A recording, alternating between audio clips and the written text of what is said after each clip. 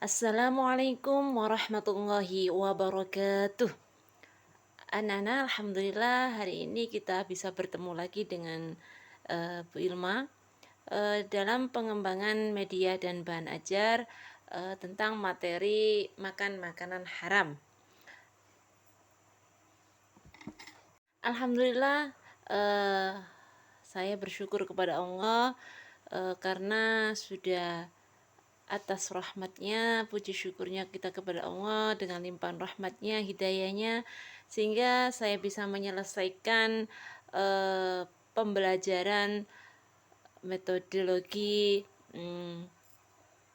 pengembangan media dan bahan ajar, di mana di sini saya akan menyusun pembelajaran tentang makan makanan haram. Saya berharap dengan metode pembelajaran ini anak-anak bisa mendapatkan manfaat dari pembelajaran ini.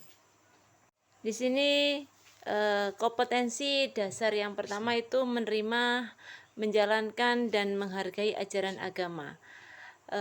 KI2 yaitu menunjukkan perilaku jujur, disiplin, tanggung jawab, santun, peduli dan percaya diri, dan berinteraksi dengan keluarga, teman, guru, dan tetangga.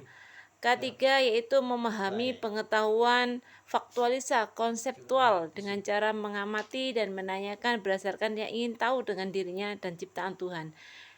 Benda-benda ini akan dijumpai di rumah, di sekolah, dan tempat bermain.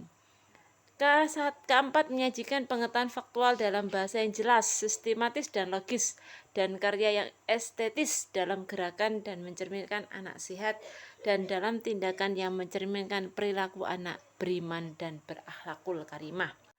Kompetensi dasar yaitu menerima ketentuan makanan halal dan haram, membiasakan mengkonsumsi makanan halal dan haram, memahami ketentuan mana yang makanan halal dan makanan yang makanan haram. Di sini dijelaskan pengertiannya ketentuan makanan halal berdasarkan Al-Quran dan hadis, menjelaskan pengertian makanan haram berdasarkan Al-Quran, menyebutkan ketentuan makanan halal haram berdasarkan Al-Quran, menyebutkan macam-macam makanan halal dan makanan haram, menjelaskan hikmah mengkonsumsi makanan halal, dan menyajikan klasifikasi makan makanan haram dan menggolongkan makanan haram dan halal, sehingga bisa mempresentasikan contoh makanan halal dan haram.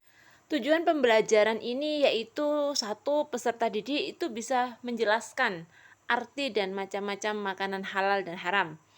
Yang kedua, tujuannya yaitu peserta didik dapat membiasakan mengkonsumsi makanan yang halal dan menjauhi makanan yang haram. Tujuan pembelajaran ketiga ini yaitu peserta didik dapat menjelaskan hikmah mengkonsumsi makanan yang halal dan haram. Yang keempat, dengan tujuan peserta didik dapat menjelaskan akibat mengkonsumsi makanan haram. Selanjutnya yaitu tujuannya itu peserta didik dapat menjelaskan arti dan macam-macam makanan halal dan haram. Dan yang terakhir tujuannya yaitu peserta didik dapat menjelaskan hikmah dari mengkonsumsi makanan halal. Berdasarkan Sucipto ya 2012 dalam Halal Haram menurut Al-Ghazali dalam kitabnya Al-Mau'izatul Mu'minin, halal mempunyai dua pengertian menurut hukum syariat, yakni kebolehan menggunakan benda-benda itu apa saja seperti makanan, minuman, obat-obatan dalam rangka memenuhi kebutuhan fisik, dan kebolehan memanfaatkan makanan-makanan halal mengerjakan sesuatu yang ditentukan berdasarkan nas, yaitu lafadz yang ditunjuk dengan tegas. Dalam Al-Quran surat Al-Ma'idah ayat 3 sudah dijelaskan apa saja makan makanan yang halal dan haram. Di dalam Al-Quran sudah dijelaskan, yaitu Al-Ma'idah ayat 3, Hurrimat 'alaikumul maitatu wad-damu wa lahmul khinziri wa ma uhilla li ghairillahi bihi wal munkhafidatu wal mauqudatu wal mutaraddiyatu wan nadhihatu wa ma akala sab'u. Diharamkan bagimu bangkai, darah, binatang, babi, hewan yang disembelih tanpa selain Allah, yang tercekik, yang terpukul, dan yang jatuh, yang ditanduk, kecuali yang dapat disembelih karena Allah. Bahaya makan haram. Kalau kita sering makan makanan haram, apa yang akan terjadi? Yaitu tidak diterimanya amalan kita, walaupun kita sudah berbuat baik, Allah tidak bisa menerima karena yang masuk dalam perut kita adalah makan makanan haram. Yang kedua yang kita takutkan adalah tidak terkabulnya doa. Apabila sering kita makan makanan haram yang masuk ke dalam mulut kita, maka Allah tidak akan mengabulkan doa-doa kita. Yang ketiga, yaitu mengikis keimanan pelakunya. Makanya kita harus hati-hati, karena dengan banyak makan makanan haram bisa mengikis keimanan kita kepada Allah. Yang keempat, yaitu kalau kita sering makan makanan, pelakunya akan masuk neraka. Dan yang terakhir yang paling kita takutkan, yaitu kalau kita sering makan makanan haram, menjadi keras hatinya dan susah untuk diajak untuk bertaubat.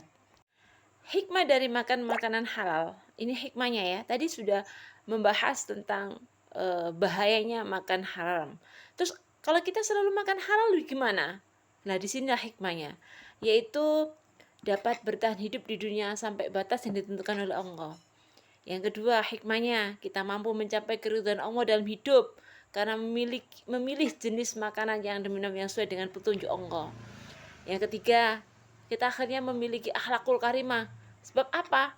Makan makanan yang kita minum, makanan yang kita makan adalah makanan yang halal, bisa mempengaruhi watak dan perangai manusia menjadi terpuji, seperti sabar, tenang, qanaah. Yang keempat, yaitu kalau kita sering hikmah dari makan minum halal, itu terhindar dari akhlak madmumah, akhlak yang jelek, karena kita tidak mengkonsumsi makan dan minumnya haram.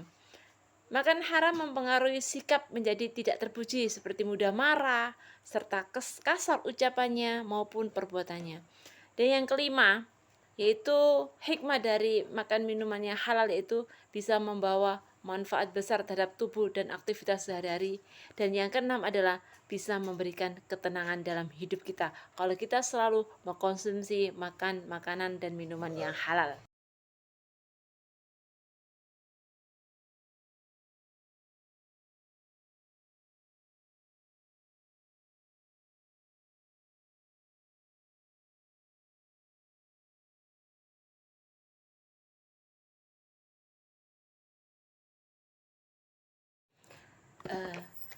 Dan yang terakhir, saya minta maaf, saya sebagai penyusun pembelajaran ini, itu saya namanya Sulfan Irma, mahasiswa PJJ PAI EAN Syekh Nurjati Cirebon, sekarang sudah semester 5.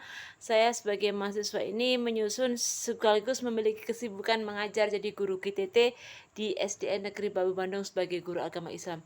Semoga penyusunan pembelajaran ini bisa memberikan manfaat dan kita semuanya sehat lahir batin, bisa menempuh kuliah dengan lancar dan mengajar dengan nyaman. Terima kasih. Saya mohon maaf apabila terdapat banyak kekurangan. Saya mohon maaf yang sebesar-besarnya. Terima kasih atas segala perhatiannya. Semoga ilmunya bermanfaat. Amin amin ya rabbal alamin. Assalamualaikum warahmatullahi wabarakatuh.